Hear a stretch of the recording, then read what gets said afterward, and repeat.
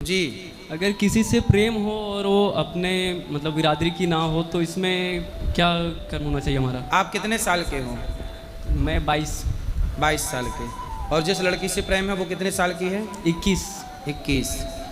तो आपके माँ बाप तैयार नहीं है शादी करने के लिए? हैं पर उनके नहीं है।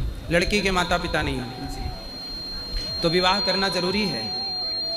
अगर मतलब संसारिक रूप में एक तरह से देखा जाए तो ज़रूरी है। अच्छा, नहीं, आपका विवाह तो जरूरी है, उसी लड़की से जरूरी है ये पूछ रहे हैं?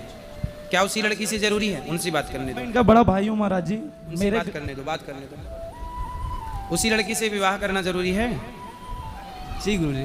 अच्छा, तो आप उस लड़की से प्रेम करते हैं? जी गुरुजी। तो वो आपकी बिरादरी की नहीं है? नहीं। आपकी बिरादरी क्या है? हमारी मैं राजपूत हूँ और वो पासवान। देखो, ऐसा है कि विवाह दोनों की राजी मर्जी से होना चाहिए, माता पिता लड़की के भी, माता पिता लड़के के भी, मतलब आपके और उस लड़की के, दोनों के माता पिता की राजी मर्जी होनी चाहिए। आप दोनों की राजी मर्जी हो और धर्म के, देखो, मनमाना करना है कि धर्म से चलना है? धर्म से चलना है। तो धर्म कहता है, सनातन संस्कृति कहती है कि विवाह, कहते हैं ना, पानी पियो छान के और विवाह करो जान के। व्यवस्था ये है कि ब्राह्मण का विवाह ब्राह्मण में ही हो, क्षत्रिय का विवाह क्षत्रिय में ही हो, वैश्य का विवाह वैश्य में ही, शूद्र का विवाह शूद्र में ही, मुसलमानों का विवाह मुसलमानों में ही, ईसाई का विवाह ईसाई में ही हो। व्यवस्था तो ये है। लेकिन यदि व्यवस्था बिगाड़नी है, धर्म की मर्यादा का उल्लंघन करना है, तो फिर मनमाना आचरण लोग कर ही रहे हैं। आप कह सकते हैं कि उन्होंने भी तो किया, उन्होंने भी तो किया।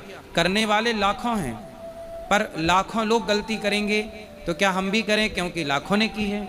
लाखों ने गलती की तो वो गलती सही तो ना हो जाएगी। ऐसे ही है बेटा। अब मैंने आपको दोनों रास्ते बता दिए कि धर्म से चलना है तो गलत है, मनमाना करना है तो कर सकते हैं। अच्छा गुरुजी, अगर दोनों राजी हो, मतलब दोनों के घर वाले, तो भी ये धर्म? दोनों की राजी मर्जी घर वालों की हो तो विचार कर सकते हैं आप इस पर। लेकिन जो सनातन संस्कृति है वो कहती है कि इस तरह से व्यवस्था हो। श्रेष्ठ देखो, विवाह क्यों करते हैं? विवाह करने का मूल उद्देश्य है कि आप दोनों तो खुश रहें, पति पत्नी, ये तो ठीक है, लेकिन जो आपसे संतान हो वह संतान श्रेष्ठ होनी चाहिए।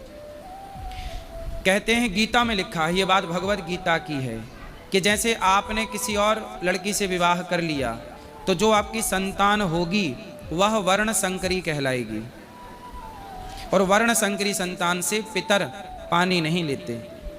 तो आने वाली पीढ़ी नस्ल ना खराब हो, आने वाली पीढ़ी वर्ण संकरी ना हो, इसलिए ये व्यवस्थाएं बनाई गई हैं। ठीक है? क्योंकि समाज में वर्ण संकरी समाज, वर्ण संकरी लोग बहुत घातक होते हैं सबके लिए, इसलिए वर्ण संकरी संतान ना हो।